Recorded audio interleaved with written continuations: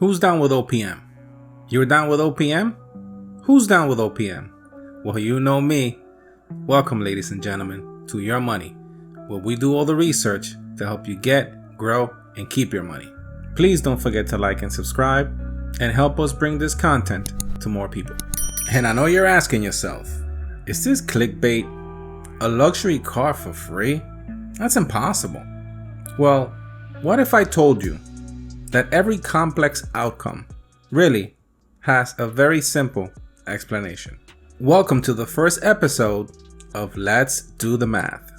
Today I will show you how knowing how to balance your liabilities and investments can really get you that free luxury car. And by the end of the video, you will see that it is all some good old-fashioned simple math.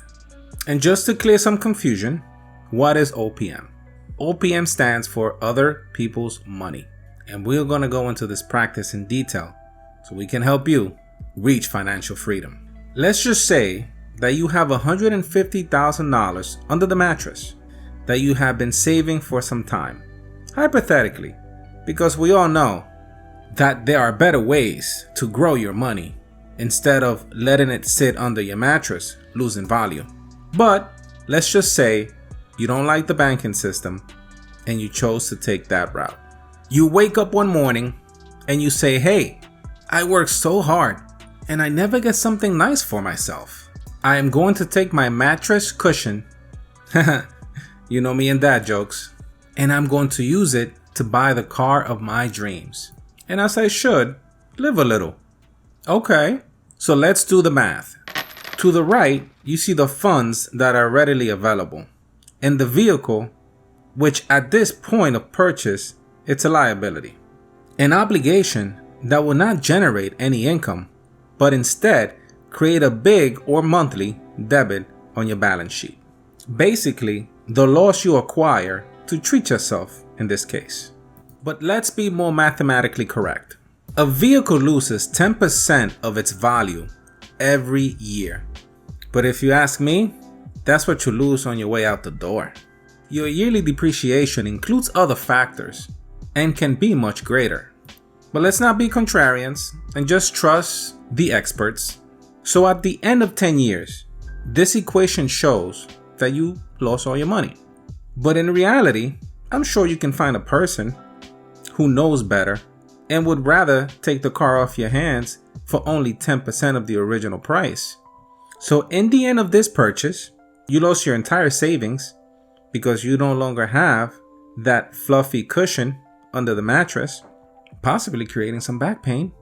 And you are only left with $15,000 once it's all said and done. And now let's use the OPM factor, other people's money. And feel free to write in the comments which method you like better. Now let me give you some perspective. Other people's money is a practice explained in the book Rich Dad, Poor Dad by Robert Kiyosaky. And I recommend for anyone wanting to learn more about how to acquire wealth with simple math to read this book, and multiple times if possible. And I do have a link in the description for this book so you can better yourself as you also support this channel, and thank you. Now let's get it. If you look to the left side, you will see the math to Robert's OPM theory, and it goes as follows. Instead of buying the car outright, you find a 2-family home in good conditions that is for closing or maybe just listed as a short sale. Because if you're a subscriber to this channel, you are smart about your money and you know better than to pay inflated prices for a home. Now let's continue.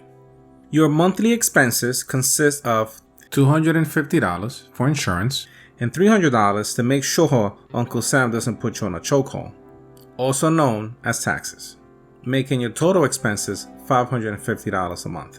You then find 2 tenants that relocated to your small town from New York City that love the neighborhood and find your asking price for the lease of only $1,200 a month a bargain. And of course, let's be fair, let's judge equally. So what are you left with at the end of 10 years? You got a 40% interest on your mattress money because the house is not worth $210,000. Please comment below if your bank is giving you those kind of returns. And after we take expenses from the 2 leases, in a 10-year period, you got a passive income amount of $222,000. And I know you're asking yourself, well, Einstein, where's the free car? Where's the OPM?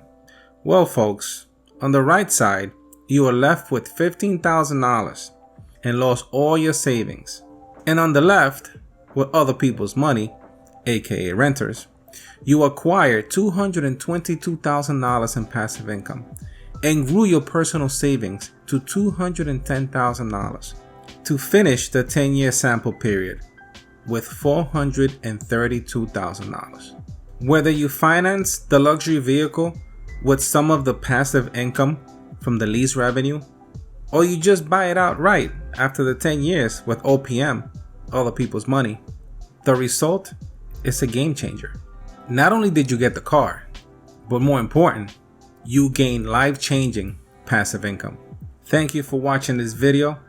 I hope what you learned today can take you a step further towards that financial freedom we're all looking for. I'm going to give you a few seconds to like and subscribe because you forgot earlier. Well, thank you. We greatly need your support as we look forward to bringing our content to more people.